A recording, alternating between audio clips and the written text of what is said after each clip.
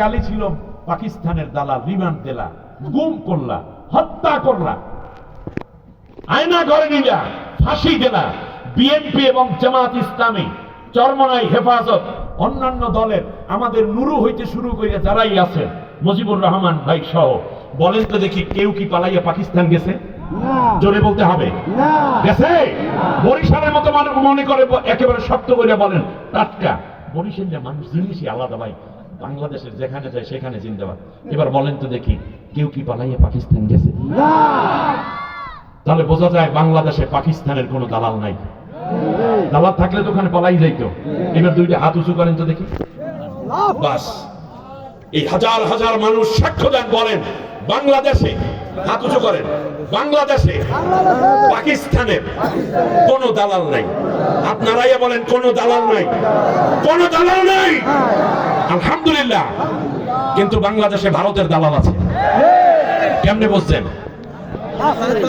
যে যেই দেশের দালাল সে সেই দেশে পালায়। উনি যে ওখানে পালাইবে সেই কথা আজ থেকে 26 বছর আগে বাংলাদেশের এক মুজাদ্দিদ, কোরআনের পাখি আল্লামা সাইদি সাহেব বলেছেন, বাংলাদেশের তাওহীদি জনতা গাছের গোড়া ধরে নাড়া দিবে, দিল্লি গিয়ে মামলারি পড়বা। ঠিক কিনা বলে? ইঁদুরের গর্ত খুঁজে পাবা না। এখন আবার শুনি উনি চট করে চলে আসবে।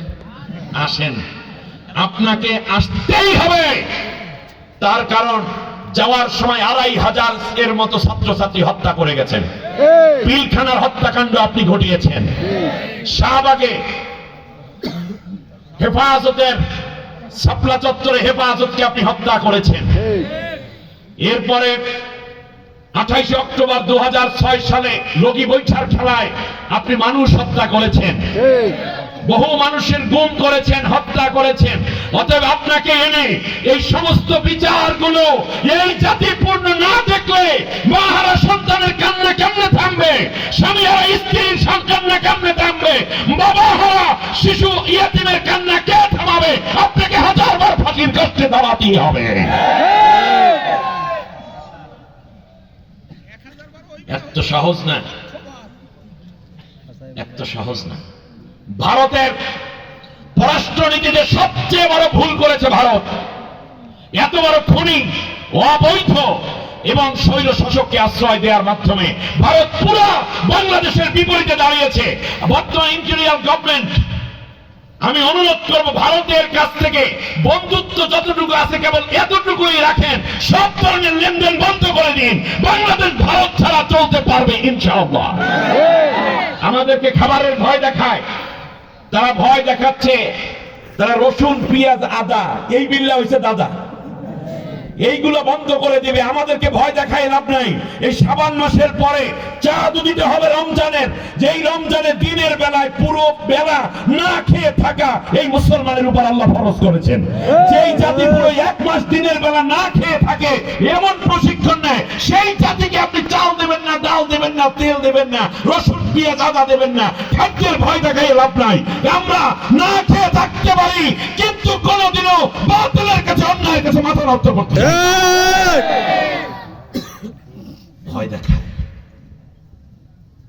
এখন আবার বলে ওনারা মাঝে মধ্যে উঠবে, কোনো কাজ হবে না। আমার ভাইয়েরা,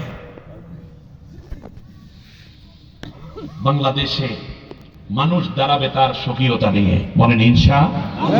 কি ইমান একটু বাড়তেছে? বাড়তেছে? একটা স্লোগান নাম তো দেখি।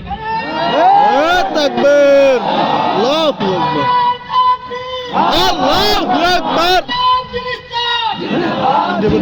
ইসলামের শত্রুরা হুঁশিয়ার, সাবধান, ইসলামের শত্রুরা। আল্লাহু আকবার। বরিশাল তো আউলিয়ে গেছে, আমি টের পাই। ওই মানে ভাত দিবে আগে না ডাল দিবে আগে, একটা কনফিউজড হয়ে গেছে। আচ্ছা, এখানে 40-এর নিচে যারা আছেন, আমি নারায়ে তাকবীর বলবো, আপনারা বলবেন আল্লাহু আকবার। চ্যালেঞ্জ যাচ্ছে কিন্তু, যুবকরা বুঝতেছে, জেনজিরা। হ্যাঁ, এবার বলে একটা কাশি দাম, আওয়াজ বাড়ে কেন? না চেতাইলে কেউ চেতে না। 40-এর নিচে, ঠিক আছে? বাস, আমি নারায়ে তাকবীর বলবো, আপনারা আল্লাহু আকবার বলবেন। বলা যাবে? মুরব্বীর এই 40-এর উপরের কথা কই, নাইলে আবার একটা ঢিল হয়ে যাবে জিনিসটা। এবার কড়া আওয়াজ হবে, ঠিক আছে? 40-এর নিচে সবাই রেডি? বাবা তোমরা রেডি আছো? 3 জন, 4 জন, 5 জন, মাশাআল্লাহ 5 বন্ধু একসাথে বসে। নারায়ে তাকবীর! আল্লাহু আকবার। দেখছেন? আগে 2 দল মিললে যা হয় নাই তার চেয়ে বেশি হয়েছে। এবার 40-এর উপরে যারা জীবনের শেষ একটা স্লোগান হইতে পারে এইটা, ঠিক আছে?